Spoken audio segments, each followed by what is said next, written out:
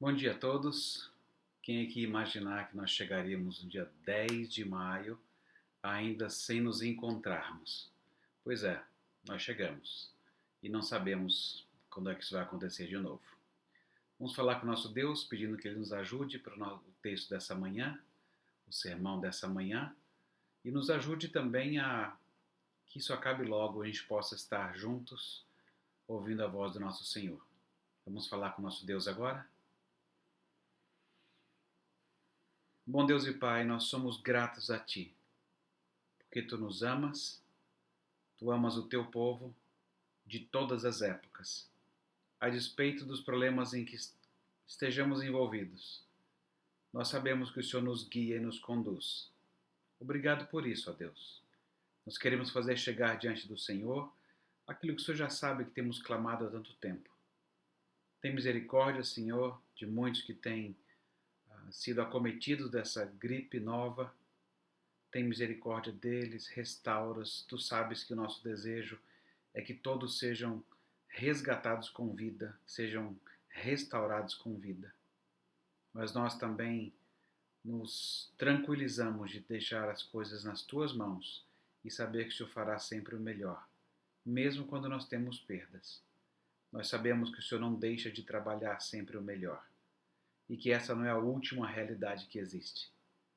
Obrigado, Deus, porque o Senhor cuida de cada um de nós. Ajuda-nos a ouvir a Tua voz nessa manhã, na pregação no Evangelho de Mateus. Nós oramos agradecidos no nome de Jesus. Amém.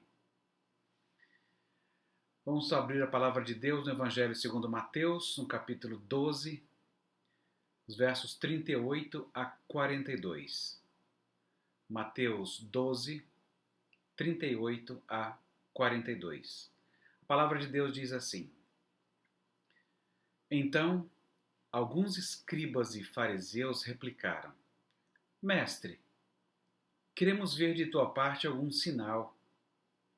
Ele, porém, respondeu: Uma geração má e adúltera pede um sinal, mas nenhum sinal lhe será dado, senão do profeta Jonas. Porque assim como esteve Jonas 3 dias e 3 noites no ventre do grande peixe, assim o Filho do Homem estará 3 dias e 3 noites no coração da terra. Ninivitas se levantarão no juízo e com esta geração e a condenarão, porque se arrependeram com a pregação de Jonas. E eis aqui está quem é maior do que Jonas.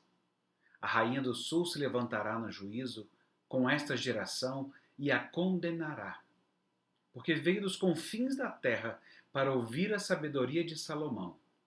E eis aqui está quem é maior do que Salomão. É por isso que eu dei o título desse sermão de Você também está esperando um sinal? Eu quero fazer uma introdução agora. Primeiro, uma introdução infantil. Crianças, eu quero fazer uma introdução desse sermão para vocês entenderem o que vai acontecer nele. E depois vocês podem perguntar da introdução e o restante do sermão para os seus pais, com quem vocês estiverem.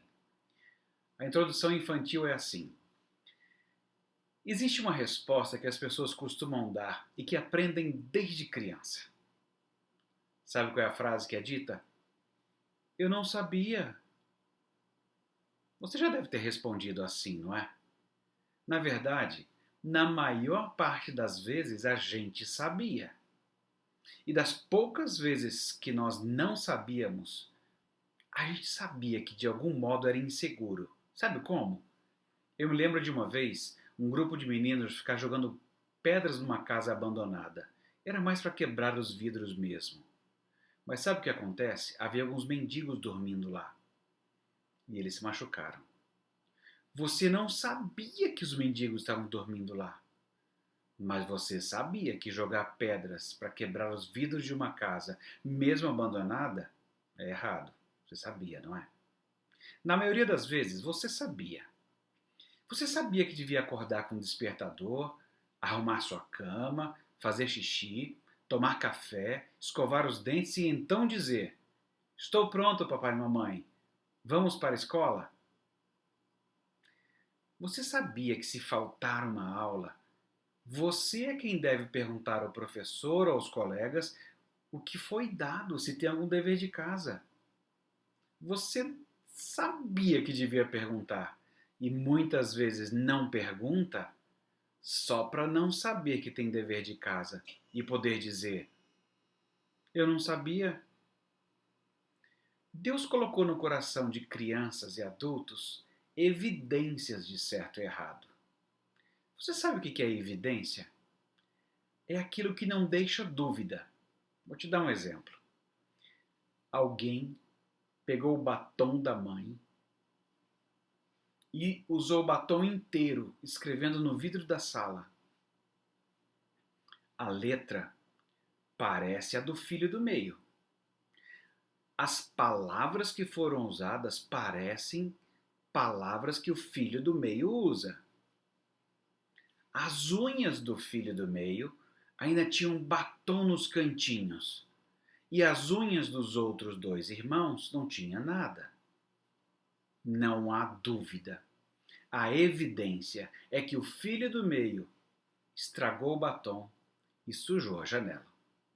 Na pregação de hoje, eu vou mostrar que Jesus deixou evidente que ele deveria ser recebido como Salvador e que todas as pessoas deveriam querer aprender dele.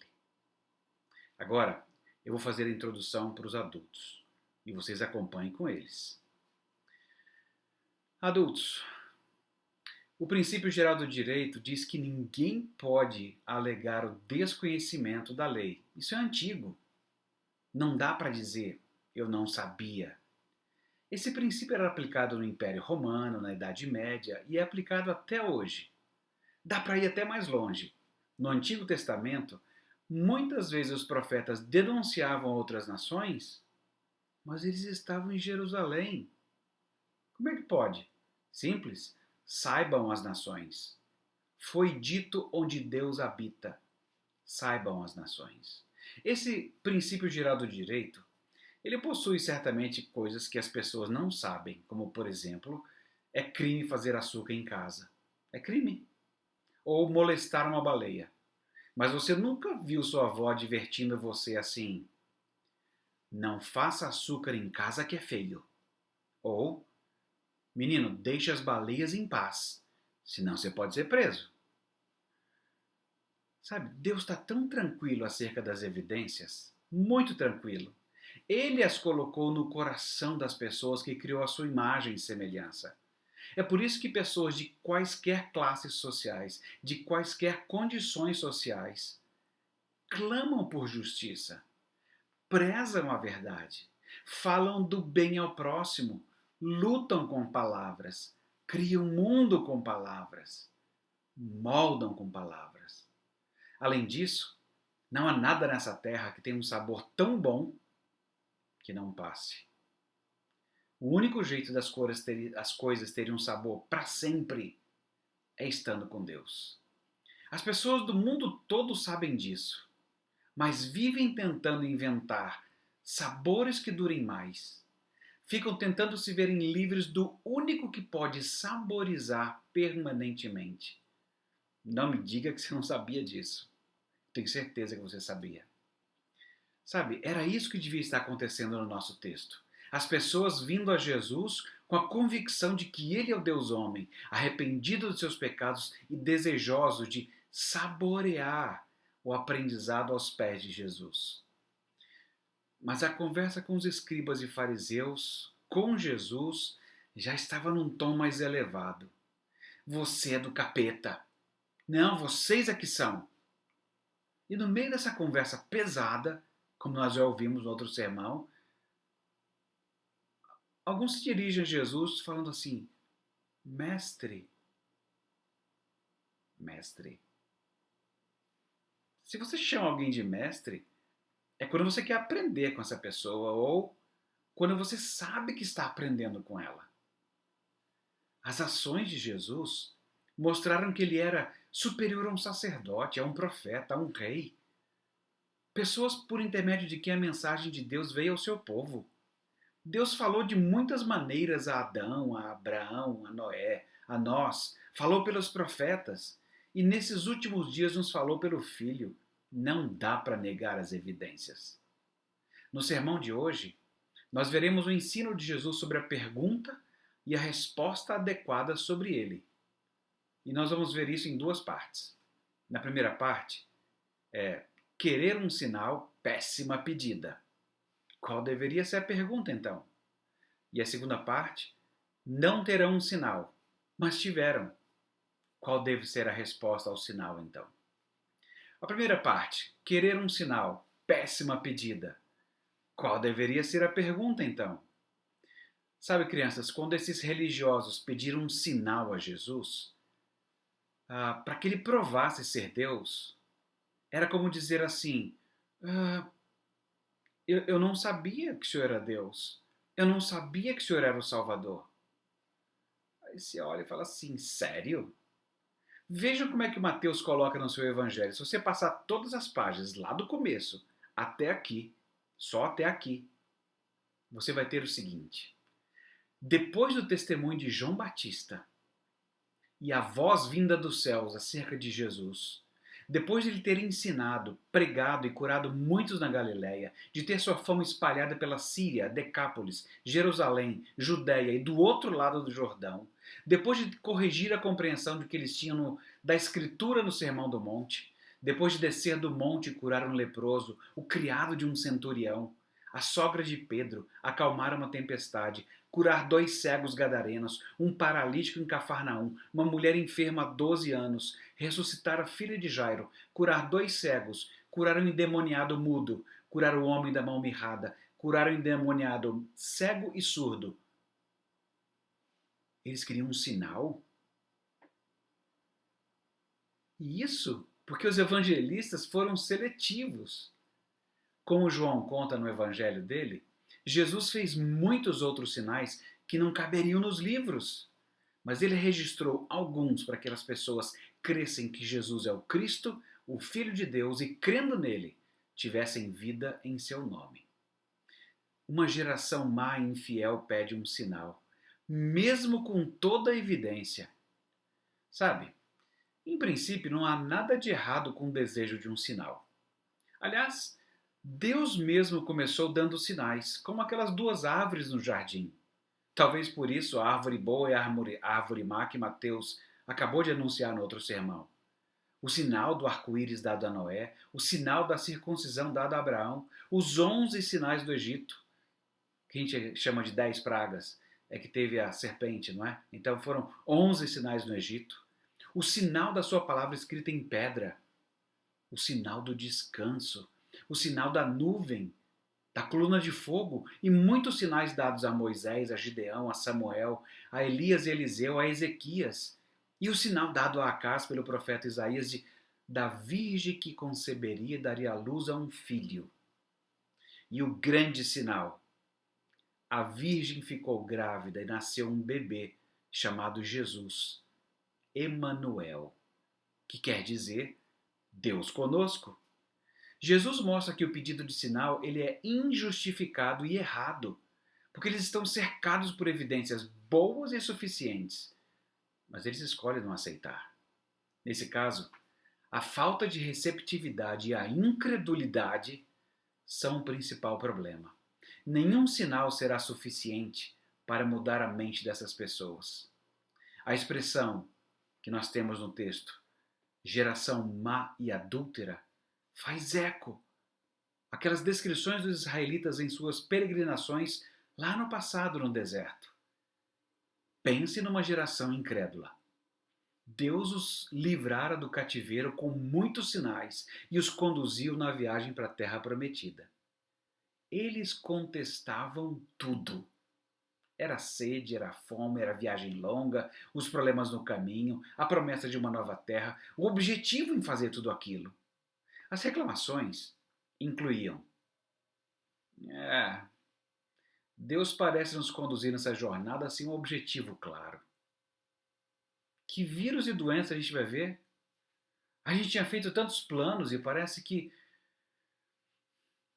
o que eu posso planejar não inclui os lugares que eu queria visitar, as fotos que eu queria tirar. Porque quase todas as fotos eu vou ter que estar com a máscara. Como é que vão saber que sou eu na foto? O objetivo é adorar? Sim, adorar. Ah, eu adoro viajar, mas não pelo deserto. Outros resmungavam. A promessa de Deus não parece clara. Eu já li em casa na Bíblia que 1.000 cairiam ao meu lado, 10.000 à minha direita, e eu não seria atingido. Parecia que o evangelho que havia recebido era uma caixinha dourada com um lacinho cor-de-rosa em cima. E outros diziam assim: já perdi alguns em minha família. E algumas das mortes são inaceitáveis. Não parece que Deus está cuidando. Aliás, morrer é inaceitável. Mas eles deixam de lado o único que venceu a morte. Alguns estão receosos.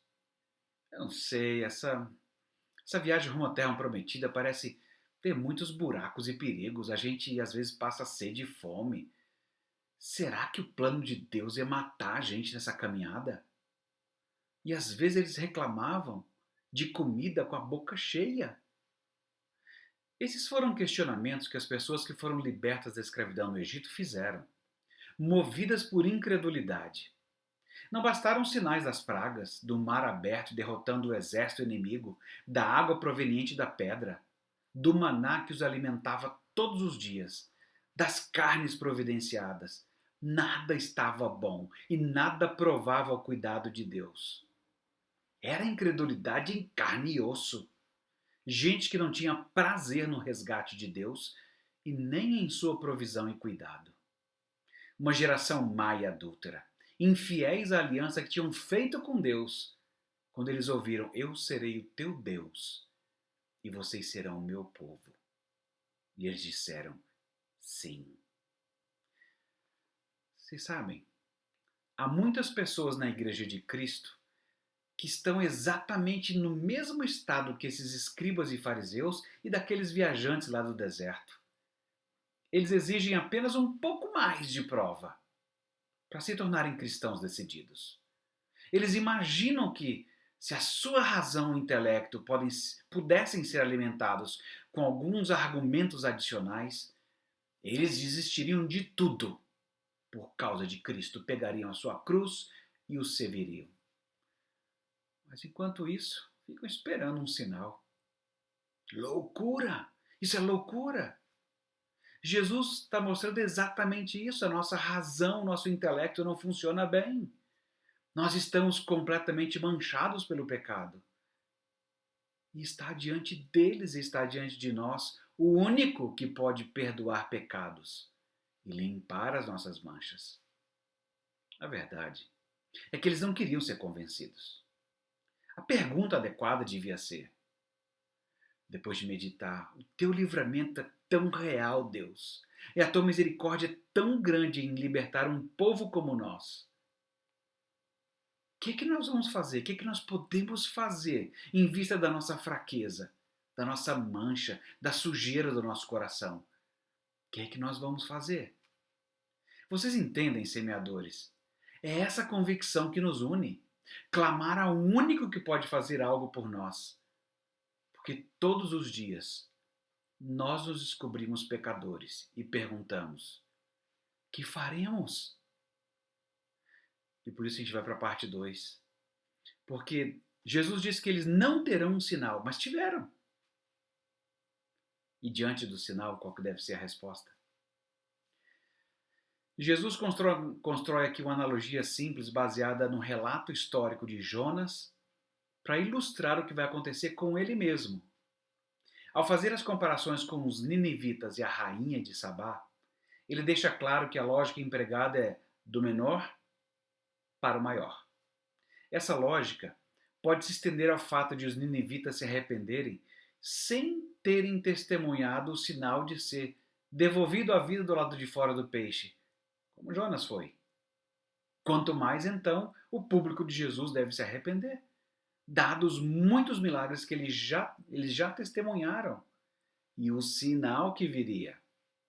Da mesma forma com Salomão. Se a rainha do sul foi até Salomão para ouvir a sua sabedoria, deveriam ir a ele, que é maior que Salomão.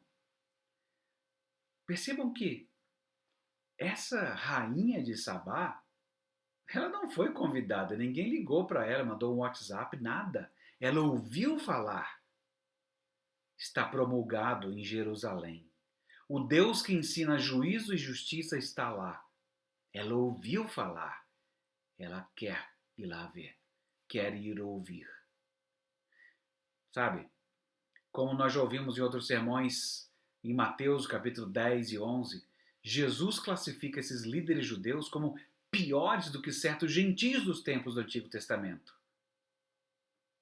Como já foi dito, ai de ti, Corazim, ai de ti, Betsaída, porque se em Tiro e Sidom tivesse feito esses sinais, há muito teriam se convertido.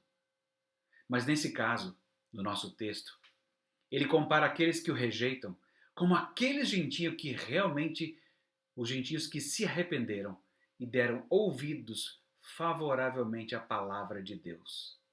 Os ninivitas e a rainha de Sabá.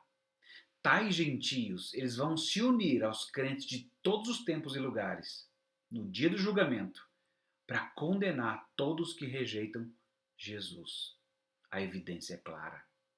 O destino dos contemporâneos de Jesus se mostra ainda mais trágico e irônico porque os gentios da época de Jonas e Salomão acreditaram depois de ouvir os porta-vozes inferiores de Deus, enquanto aquela geração se recusava a acreditar, mesmo depois de ouvir o superior. Alguém superior não por posição, mas por sempre acertar. Assusta, não assusta? Alguém que acerta sempre. Como é desconfortável estar errado. Como é triste ouvir de alguém e não de você que está certo. Como é terrível ter alguém que fala de coisas que você sequer enxerga. Alguém está dizendo alguma coisa e você nem entende o que está sendo dito. Como assim, Jesus? Eu preciso nascer de novo. Você precisa confessar que é cego e precisa ser guiado por outro. Vejam um filme, se não viram ainda. O nome do filme é O Homem que Viu o Infinito. Ele é baseado na história real de Srinivasa Ramanujan. É um matemático que nasceu na Índia. É baseado nessa história dele de como que ele era encantado com a matemática. E chamando de matemático, parece alguém formado em uma universidade importante, não é? Mas não. Ele não tinha faculdade. Ele nasceu em 1887 e ele foi para Cambridge, na Inglaterra, em 1914. 27 anos de idade e nenhuma formação formal, exceto sua paixão pela matemática. Como ele sempre dizia, uma equação para mim não possui qualquer significado, a menos que represente um pensamento de Deus. Ele voltou para a Índia em 1919 e morreu em 1920, com 32 anos. Agora em abril agora que passou, foi comemorado o centenário da morte de um dos maiores matemáticos de todos os tempos, este, da Índia, Ramanujan. Ainda hoje estudam suas anotações e tentam compreender a sua pesquisa extremamente avançada e original. Mas sabem de uma coisa? Quando ele foi para a Inglaterra aos 27 anos, ele conheceu de perto o preconceito. Ah, ele vem da Índia. Ele é moreninho, olha a cor dele. Ele foi agredido, ele foi desprezado, porque ele mostrava resoluções a problemas que a erudição europeia achava insolúvel. Eles não viam. Imagine como essa matemática do Ramanujan é tão complicada. Quando eu leio sobre os problemas que ele apresenta, eu nem entendo o problema, muito menos a solução que ele aponta. É muito elevado. Mas eu consigo imaginar não esse filme, mas um livro, Planolândia, e eu consigo imaginar um mundo plano, de quadrados e círculos e triângulos, com duas dimensões. E eu fico imaginando num mundo plano, com duas dimensões, que alguém perguntasse assim, gente, o que tem mais para ser conhecido? E chega uma pessoa e fala, existe uma terceira dimensão. Acho que a gente não acreditaria, não é? Nós não sabemos as razões dos escribas e fariseus, mas nós sabemos que ciúme, medo, o receio do outro saber e você não, a raiva de não ter visto primeiro, essa é a geração maia adúltera que não quer reconhecer que Jesus é o Deus encarnado, que deve ser crido e que devemos nos assentar aos seus pés para ouvir da sua sabedoria. E então poder perceber outras dimensões que agora nós não conseguimos enxergar. Mateus vem mostrando que Jesus é maior do que o culto sacerdotal, maior do que profetas como Jonas e de reis como Davi e Salomão. A pergunta que foi feita, que faremos em vista da nossa fraqueza, da nossa mancha, da sujeira do nosso coração, deve-se responder com arrependimento e desejo de estar aos pés de Jesus, saboreando a sabedoria do reino de Deus. Mas eu dividiria aqui, para ficar mais fácil. A resposta dos descrentes deve ser arrependimento e desejo de fazer parte da família de Deus pelo batismo e por receber o dom do Espírito Santo. Deus já colocou a evidência no seu coração e já promulgou a sua salvação em Cristo morrendo na cruz, em seu lugar. Mesmo quem não ouviu isso, eu espero que quando nós nos reunimos para adorar lá no Hotel Nacional, que essas pessoas que não ouviram apareçam por lá, como a rainha de Sabá, que ouviu rumores e foi lá para saber. A resposta dos crentes deve ser continuamente se arrepender, continuar a se arrepender, honrar aquele que morreu para que nós tivéssemos vida e saber que contamos com o Espírito Santo habitando em nós. Agora, na comparação, Jonas pregou depois de sair do grande peixe. Jesus pregou só um pouco depois que ele saiu da barriga da terra. Quem é que continua a pregar? E se você perceber, também um sinal foi dado, porque Jesus disse: olha, vão para Jerusalém e esperem o sinal.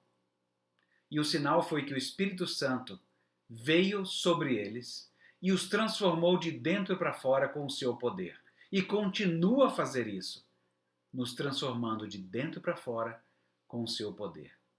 Vocês, nós somos os discípulos de Jesus habitados pelo Espírito Santo.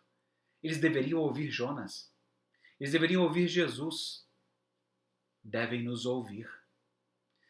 Pessoas incrédulas, leiam os evangelhos da Bíblia. São 4 perspectivas diferentes sobre Jesus, com registro das suas palavras e ações. Não aceite o evangelho de segunda mão. Não aceite aquelas frasezinhas de efeito no Facebook, no Twitter, no Instagram, seja lá onde for, para-choque de caminhão. Leiam vocês mesmos. Não fiquem criticando o evangelho e desfazendo da pessoa de Jesus sem nunca terem se dado o trabalho de ler por vocês mesmos. É muito fácil ser preconceituoso. Questionavam a procedência de Jesus, a cidadezinha de onde ele veio, a sua profissãozinha. Questionavam sua família, questionavam seus ensinos. E sabe de uma coisa? Jesus não apontou para o infinito. Jesus também viu o infinito. Só que com a diferença de Ramanujan. Ele viu o infinito inteiro. Porque Jesus é maior do que o infinito. Ele o criou. O que ele diz é muito simples. Você precisa nascer de novo.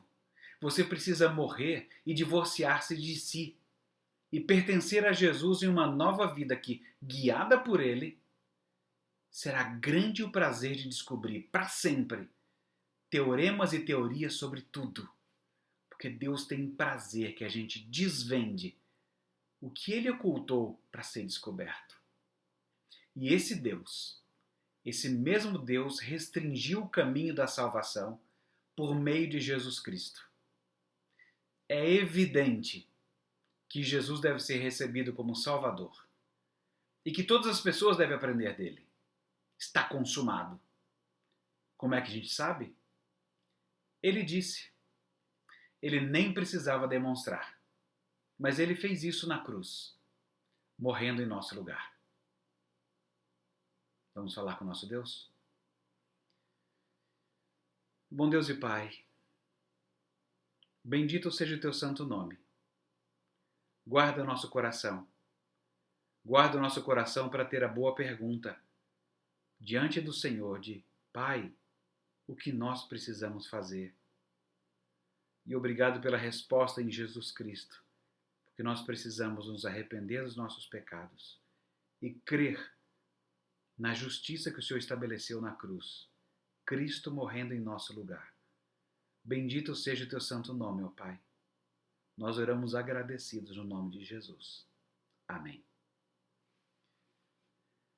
Daqui a pouco, a gente vai abrir a sala um pouquinho lá no Zoom, para a gente se ver um pouquinho, mais um tanto, enquanto a gente está nessa quarentena, tá bom? Nos vemos lá às 10h30.